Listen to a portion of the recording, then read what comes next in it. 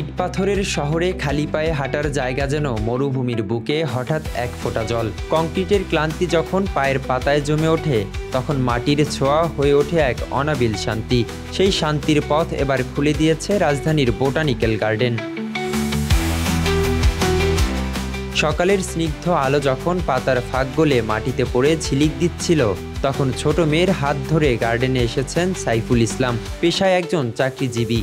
শহরের ব্যস্ততার বাইরে মেয়েকে নিয়ে প্রকৃতির টানে হেঁটে চলেছেন খালি পায়ে।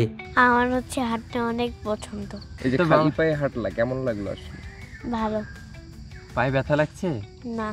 সকালবেলা আসলে সবারই হাঁটা দরকার, কারণ স্বাস্থ্য সকল সুখের মূল। ঢাকা শহরে যারা থাকি আসলে খালি পায়ে হাঁটাতে আমরা সুযোগই পাই না। দেখুন সকালবেলা ওঠার থেকে শুরু করে যে মোজা জুতা পরে অফিসে যাই, আবার ব্যাক করি সেই মোজা জুতা থাকে।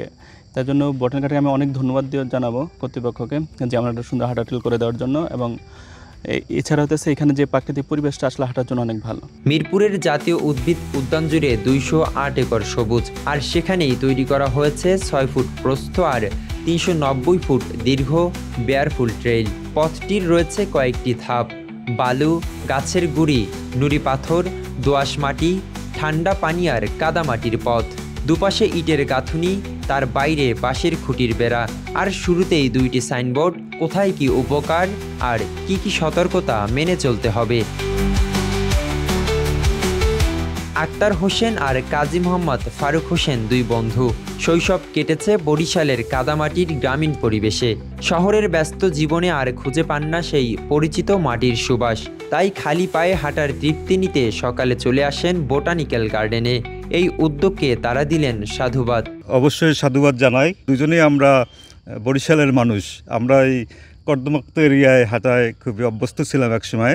তো ইদানিং তো আসলে গ্রামে একটু কম যাতায়াত হয়, যার কারণে বোটানিক্যাল গার্ডেনে এই যে ইয়েটা করছে হাঁটার রাস্তা, খালি পায়ে হাঁটার রাস্তা, এটা একটু ব্যতিক্রম আর কি। হাঁটলে শরীরের জন্য আরও অনেক উপকারী হয় সবার জন্যে, আমাদের বয়স্ক বা শিশু সব বয়সের মানুষই এখানে হাঁটার জন্য পারফেক্ট। এখানে খুব মন খুলে হাঁটতে পারছি, কারণ আমরা তো গ্রামে বড় হয়েছি।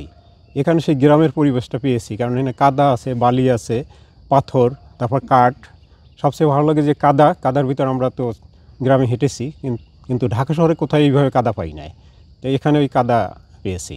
ঢাকায় যারা থাকেন, প্রকৃতির সঙ্গে তাদের সংযোগ এখন প্রায় নেই বললেই চলে।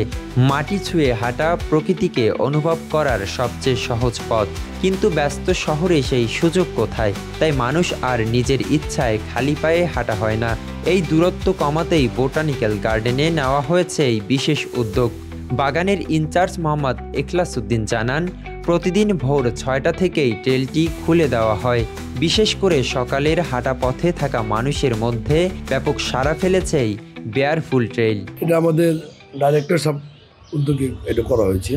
তুমি ইয়াং জেনারেশন তো মনে করেন মানুষের পায়ে হাঁটার মতন জায়গা নাই। আমাদের গার্ডেনে যদি পায়ে হাঁটার একটু জায়গা ব্যবস্থা করে দেয়, এই জন্য উনি চিন্তা ভাবনা করে এটা করছে। জাতীয় উদ্ভিদ উদ্যানের প্রধান ফটকের বাঁদিকের কাউন্টার থেকে কিনতে হবে প্রবেশ টিকিট, জনপ্রতি 30 টাকা, আর 12 বছরের কম বয়সী শিশুদের জন্য টিকিট 15 টাকা। শেষমেশ শহরের কোলাহল পেরিয়ে এখানে এসে দাঁড়ালে মনে পড়ে যায়, মানুষ যতই কংক্রিটে ঢেকে যাক, মাটি তার প্রকৃত আশ্রয়। আর সেই আশ্রয়ের ছোঁয়া এখন খালি পায়ের পথেই মিলছে বোটানিক্যাল গার্ডেনে। প্রকৃতির কাছে ফেরার এই আয়োজন শুধু হাঁটা নয়, এ যেন মাটির সঙ্গে এক নতুন করে বন্ধন গড়ার গল্প।